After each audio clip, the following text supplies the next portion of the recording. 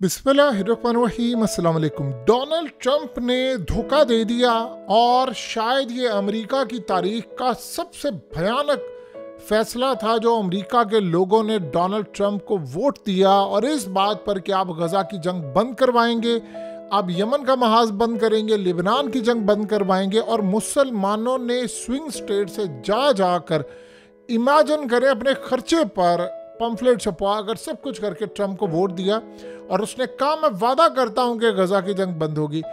इतना बड़ा धोखा आज हुआ है, इतना बड़ा धोखा हुआ है। इजराइल ने जंग बंदी खत्म कर दी, हमले कर दिए, कम से कम 50-60 हमले कर दिए गजा पर, और 300 से ज्यादा लोग आज गजा में मार दिए, जिनमें अक्सरियत बच्चों की, औरतों की, बूढ़ों की।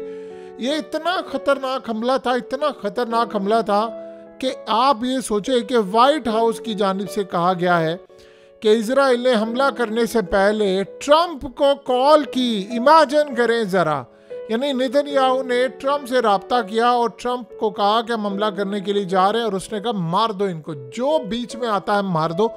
और आप अंदाज़ा करें कि 300 लोगों को उन्होंने मार दिया है, और उसके बाद इजराइल ने वार्निंग जारी कर दी है कि तमाम लोग यहाँ से निकल जाए, हम सबको मारने जा रहे हैं। और इस वक्त गजा से बड़ी तादाद के अंदर लोगों ने हिजरत करना शुरू कर दिया, नकल मकानी शुरू हो गई है। इमेजिन करें ज़रा कि अब उन लोगों का हाल क्या होगा जिन्होंने डोनाल्ड ट्रंप को वोट दिया था कि गजा जंग बंद करने के लिए। उसी बंदे ने इजराइल को ग्रीन सिग्नल दिया, इजाज़त दी कि तुम हमला कर दो। ये इतना खतरनाक हमला था कि आप अंदाज़ा करें, रात 2 बजे इजराइल के जंगी तैयारे आए गजा की पट्टी पर। इन्होंने 40-50 हमले किए, लोग सहरी की तैयारियां कर रहे थे, और उसके बाद जब उन्होंने देखा तो हर तरफ लाशें बिखरी हुई थी, हालात ख़राब थे। और आप अंदाज़ा करें कि सूरत हाल के अंदर क्या होता है कि सिर्फ 10 मिनट पहले इजराइल ने कहा कि हम हमला करने के लिए जा रहे हैं, और वो भी अपने मीडिया के ऊपर। और उसके बाद ऐसी आप सोचें कि हमले के बाद सिविल इमरजेंसी सर्विस ने उन्हें ऐलान किया कि इजराइल ने हमले कर दिए हैं, और उसमें स्टार्ट में पहले लगा 15 लोग मारे गए, लेकिन जब देखा तो 300 से ज़्यादा लोग मार दिए। और इस सूरत हाल में उन्होंने कहा कि जी हमने हमास को जवाब दिया है। अमेरिका और ट्रंप की तजावीज़ को उसने नज़रअंदाज किया। और क्या इस दफ़ा वजह क्या बनी है? वजह ये बनी है कि जी ट्रंप ने कहा था कि यहाँ से निकलो, ये निकल कर नहीं जा रहे थे, लिहाजा अब इनको छोड़ना नहीं। अब ये क्या प्लान बनाकर बैठे, इन्होंने शाम में भी हमला कर दिया, लिबनान में भी हमला कर दिया, अमेरिका ने यमन में भी हमला कर दिया। उधर यमन ने ऐलान कर दिया है कि हम इस वक्त हालत जंग में आ गए हैं, जंग शुरू हो चुकी हुई है, ट्रंप ने धोखा दे दिया है सबको, लिहाजा इस सूरत हाल में अब लड़ाई का वक्त आ गया है। और इससे भी बड़ी सूरत हाल समझ ले, ईरान पर हमला इस वक्त तैयार हो चुका हुआ है, और अमेरिका के ड्रोन्स ईरान की हदूद के करीब इस वक्त उड़े हैं, और वहाँ पर मॉनिटर करें, जैसे ही वो ईरान की हदूद में आएंगे ईरान को मार गिराएगा। लेकिन ये लड़ाई इस वक्त शुरू हो चुकी है, और इस वक्त हालात ये बता रहे हैं, एग्जैक्ट फिगर नहीं बताया जा सकता कि क्या है, लेकिन तकरीबन 300 से अबव 350 के करीब इस वक्त लोग बेचारे यानी मारे गए हैं। इतना तबाहकुन मामला ये हुआ है, आप उसका अंदाज़ा नहीं लगा सकते कि कोई दुनिया की ऐसी बर्बरियत नहीं है जो इजराइल ने की हो जो रात को। लेकिन सबसे बड़ी बात यह है कि ट्रंप ने इस सारे हमले को ग्रीन सिग्नल देते हुए काम किया है। तो डोनाल्ड ट्रंप ने असल में धोखा दे दिया है, और ये जो जंग शुरू हुई है इस पर आप अंदाज़ा करेंगे कि जितने कैदी रिहा होकर गए हैं, जो हमास ने रिहा किए, उन्होंने क्या कहा है? उन्होंने कहा है कि हमारा दिल टूट गया है कि जिस तरह इन्होंने हमला किया है और वहाँ पर लोगों को मार दिया है। और आप अंदाज़ा करें, इतने तो कैदी नहीं है जिन्होंने एक रात के अंदर इतने लोग मार दिए, बिल्डिंग्स तबाह कर दी। ये हमला क्यों ज़रूरी था? देखिए, 2 चीज़ें समझिए, अब चीज़ें क्लियर हो गई हैं।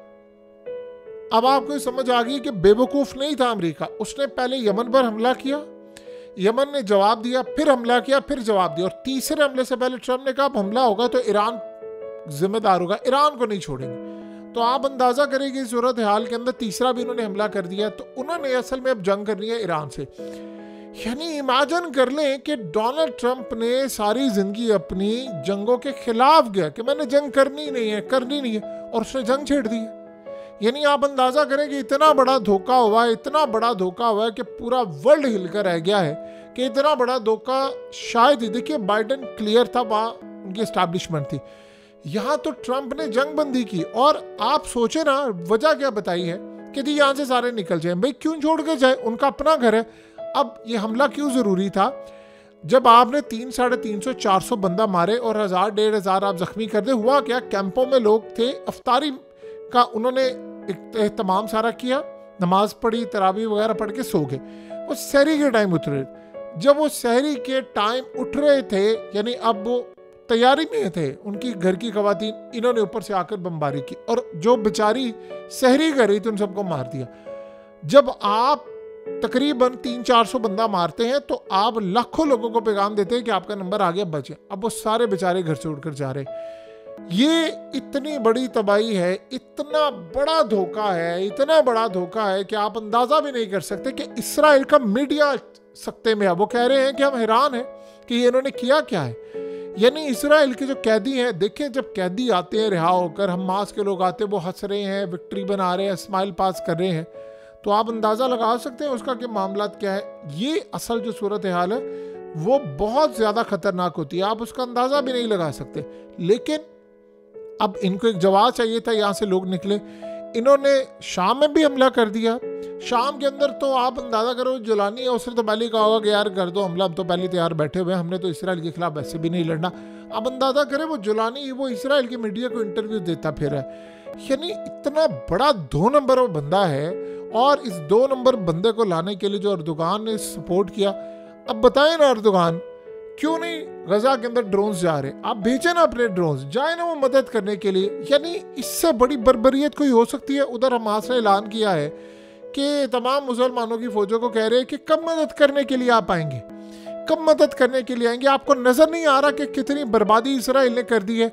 हम लड़ाई लड़े, हम आपको कह रहे हैं कि मदद करने के लिए, लेकिन किसी मुल्क की फौज ने मदद करने नहीं जाना, ये बात तो तय। देखिए लड़ाई का जो रुख है वो यमन के साथ ईरान है। ईरान के लिए ये जो 3 एयरक्राफ्ट कैरियर इस वक्त आ रहे हैं, यानी एक तो मौजूद है और 2 आ रहे हैं, टोटल 3। आपको क्या लगता है ये यमन के लिए? यमन के लिए नहीं है, ये ईरान के लिए है। ये असल में हो क्या रहा है, ये करने जा रहे हैं बहुत खतरनाक कार्रवाई। इन्होंने लेबनान में हमला करना है, बड़ी जंग वहां छिड़ने वाली है। गजा में जंग छिड़ चुकी है, ऐलान नहीं करना, उन्होंने हमला करके जंग छेड़ दी है। नेक्स्ट जो सिनेरियो होगा वो उससे ज्यादा खतरनाक है, वो ईरान पर हमला करने जा रहे हैं। और ऐसी अजीबोगरीब पॉलिसी कि डोनाल्ड ट्रंप ने रातों रात इतना बड़ा टर्न ले लिया। यानी वो बंदा, आप अंदाजा करें वो क्या ऐसा हुआ है, वो ट्वीट करता फिर रहा था जेफरी की वीडियोस जिसमें कहा था कि ईरान ट्रैप कर रहा है, ईरान फलाना कर रहा है, ये कर रहा है। ये चीज़ नहीं थी, वो कह रहा था कि ईरान के ऊपर इजराइल ट्रैप कर रहा है अमेरिका का और वो जंग करना चाहता है। और डोनाल्ड ट्रंप ने इनकार किया, पूरा वर्ल्ड हिलकर रह गया कि यार ये तो आने नहीं वाला इजराइल के ट्रैप में। और आपको पता है कि उसने आकर सबसे पहले यमन से बातचीत की कि भाई हमला नहीं करना, फिर गजा की जंग बंद की, वो भी हमला रुका, कैदियों का तबादला, और हमास से डायरेक्टली बातचीत की है कतर के अंदर और उनके नुमाइंदे ने जाकर मिली। अब आप सोचें वो इसराइल ने हमला कर दिया और उन्होंने कहा, यानी अंदाजा करें व्हाइट हाउस ने कह दी हमसे पूछा, इजाजत ली और हमने कहा मार दो इनको। एक तो होता है कि आप ये कह दें, जिस तरह आप सोचो ना बाइडेन क्या कह रहा था, बाइडेन कहता था बहुत गलत किया है, हम मजम्मत करते हैं, इजराइल को ये काम नहीं करना चाहिए था। ये बात समझ आती थी, साथ साथ वो कह रहे थे। ट्रंप ने ओपनली ये कहा है, व्हाइट हाउस ने जो तर्जुमान उन्होंने कहा, इन्होंने ट्रंप से पूछा हमला करने जा रहे हैं, हमने उनको इजाज़त दे दी। तो आप बताएं कि सारी सूरत हाल के अंदर क्या मामला है। तो आने वाले वक्त में एक बात आप अच्छी तरह समझ लें, चीज़ें तबाह होने के लिए जा रही हैं, जंग छिड़ चुकी है, मिडिल ईस्ट पूरा जलने वाला है और ईरान भी इस जंग की लपेट में आने वाला है। यमन ऑलरेडी आ गया है क्योंकि उनको पता था यमन ने हमला करना है। असल में अब सिनेरियो ये है कि इसराइल ने जो भी हमला करना है वो अमेरिका आगे होगा, इसराइल पीछे होगा, और इस दफ़ा शायद सारे हमलों के रिकॉर्ड टूट जाएंगे। अब ये असल में वेस्ट बैंक भी आएंगे, ये गजा से लोगों को निकालने वाले हैं। और इस सूरत हाल के अंदर पॉसिबिलिटी है, ये हो सकता है हम देख लें कि यूक्रेन वाली जंग वो भी शायद ना रुके। अब ये मामला हो सकता है क्योंकि इसमें अब रूस के और चाइना के अमेरिका से होंगे ताल्लुकात काफ़ी हद तक ख़राब। तो जब ताल्लुकात आपके ख़राब होते हैं तो आप बहुत सारी चीज़ों को देखते हैं कि अब हमने क्या करना है, क्या मामला लेना है। उन्होंने ऑलरेडी अमेरिका को वार्निंग जारी की थी और आपको पता है कि रशिया के फॉरेन मिनिस्टर ने कॉल की, उसने कहा कि आप किसी सूरत ये हमला ना करें और वापस हो जाए। यमन के बारे में कहा था, इन्होंने तो गजा में कर दिया है। तो अब ये लड़ाई इतनी ख़तरनाक है जिसका आप और हम तसव्वुर भी नहीं कर सकते, और ऐसा लग रहा है कि हम बहुत बड़ी एक तबाही की तरफ जा रहे हैं और ये मामलात काफ़ी हद तक ख़राब होंगे, जिसमें एक तबाही भी होगी, बर्बादी भी होगी, और ऐसा लग रहा है कि बहुत बड़ी जंग अब सर पर आन खड़ी है।